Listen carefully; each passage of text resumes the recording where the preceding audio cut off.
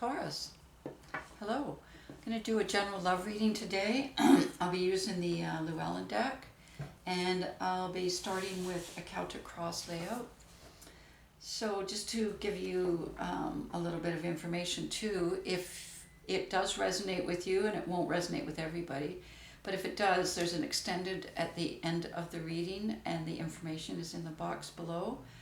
Also, I'm open for doing personal readings at this point, and that information is also in the box below. All right, let's get going here.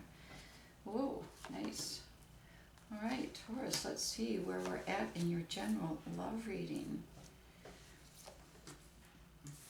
Keeping in mind, love is, a broad subject. It may not necessarily be romantic love, but we'll check it out. And also, I don't read reversals. And just another one is that the male and female cards, like the kings and the queens, don't they don't necessarily refer to a gender. Okay, more like a divine masculine and feminine energy, which is in all of us. So that's what I read. All right, let's take a look here. Move it over a bit so you might be able to see it. Okay, well, this is kind of very definitive. This is the card that is coming from the universe that's guiding the reading, and we have the Ace of Cups. That's awesome. It's like the beginning of a opening of the heart, of a moving into the emotional realm again, the creative realm, the divine feminine again. We'll see where this takes us.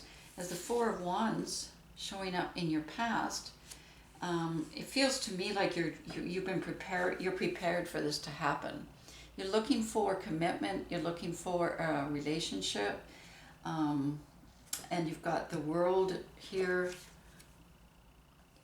as the energy that's influencing you, and the High Priestess below. So intuitively, you kind of know that you're in a new cycle.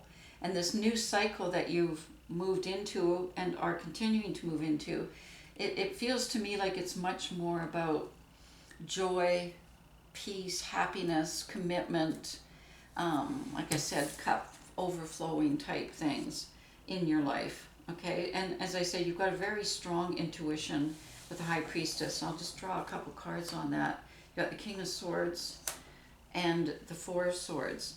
So what this tells me is that you've come out of a period, right, where now you've got this new cycle starting over you, but you've come out of a period of, almost like a hibernation period with the Four of Swords, right?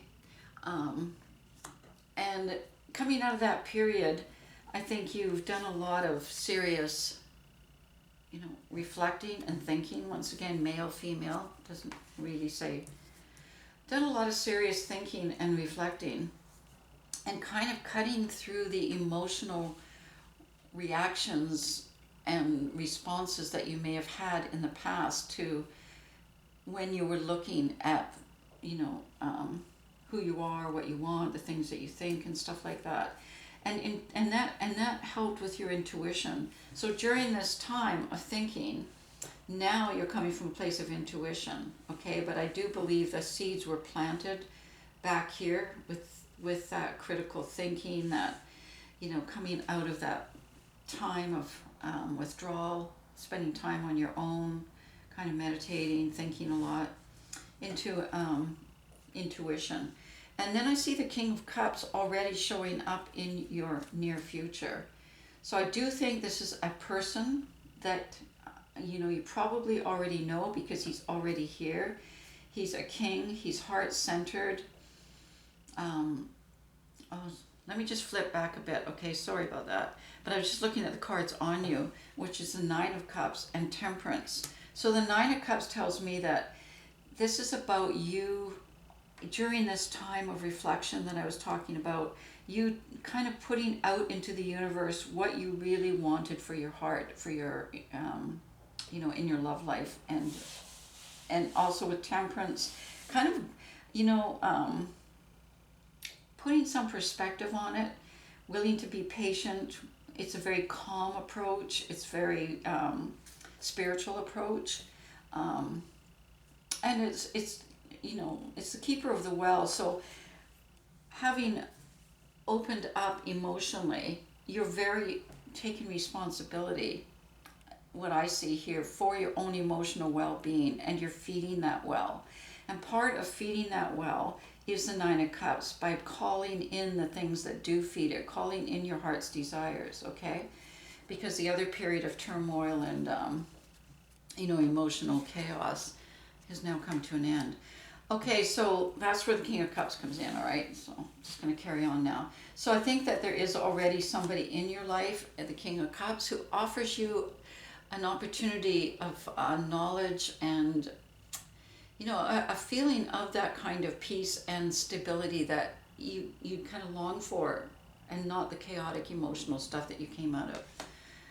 Also in your near future is the Eight of Swords. So what that tells me is that with all the thinking and all of the stuff that's behind you now, you're taking your time, you're trusting your senses, you're trusting your intuition.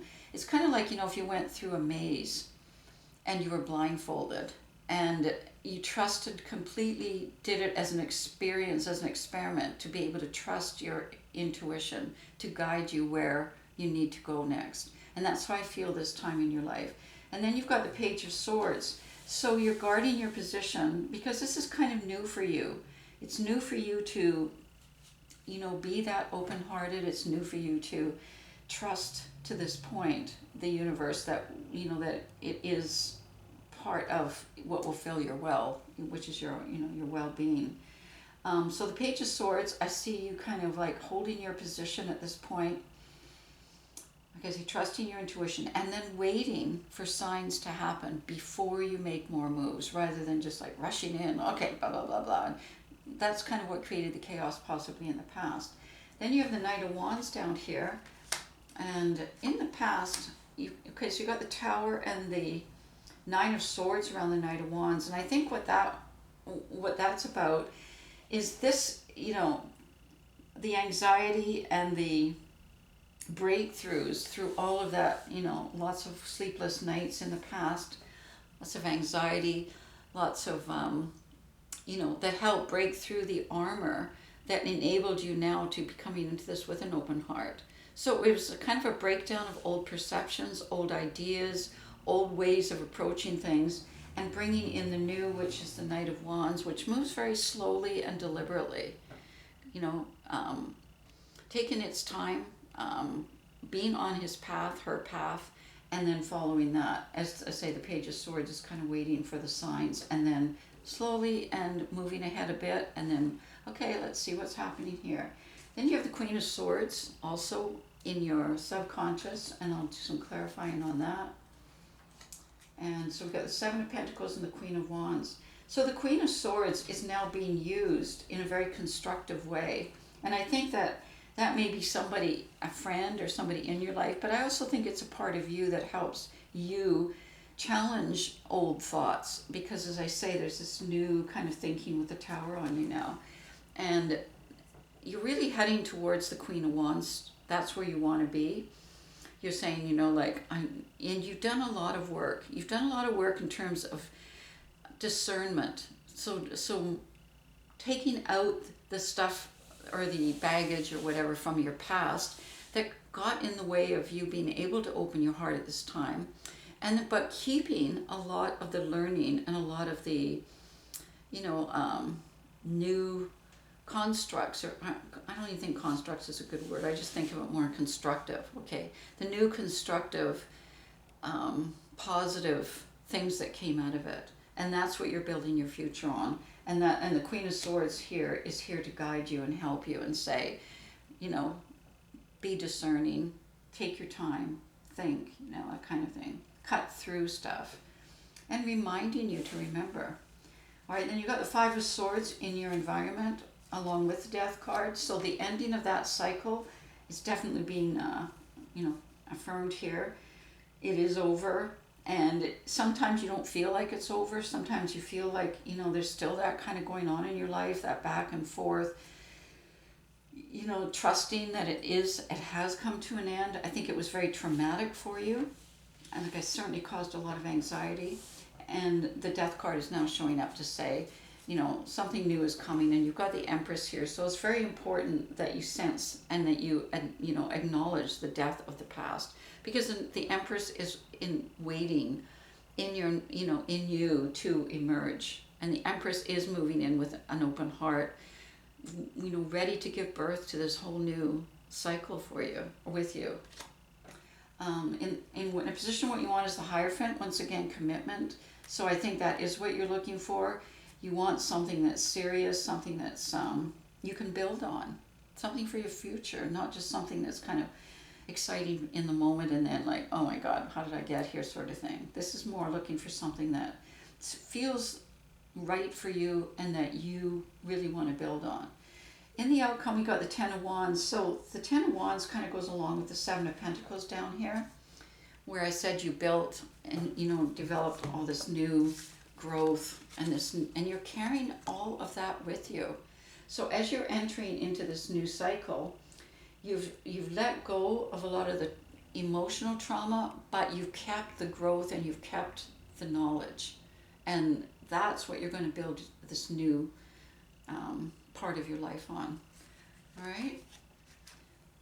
So I'm just going to draw an oracle now from the deck, and this is coming from the wisdom of Avalon, and this is communication. Now this is from the universe. This is kind of, you know, guidance for you to give you more kind of insight into maybe what's going on another level for you in your life. And communication is showing. So I think that's a big part of what you have, you know, kind of learned. That's part of the knowledge, is to be able to be clear, to be able to communicate, you know, in order to create that connection. And I think that's where the Temperance comes in too. And then you've got the Wasp showing up, and that's about anger, retaliation, and jealousy. Okay, now remember we saw the Death card. So moving from this stage, which was, like I say, extremely traumatic for you, as you can tell, the ending of the cycle, if you take a look at the turmoil in there. So moving from those kinds of feelings into communicating. So first communicating to yourself and getting to know yourself, and then secondly being able to communicate to the world, because what you ask for, the world will listen, but you need to be clear. Okay, and that's what I see happening here, is you waiting for the messages, you moving slowly, and you know, you waiting for that clarity before you move into the Empress and begin this new cycle with the open heart. All right, thanks very much, and I may see you in the extended reading. If not, I'll see you next week.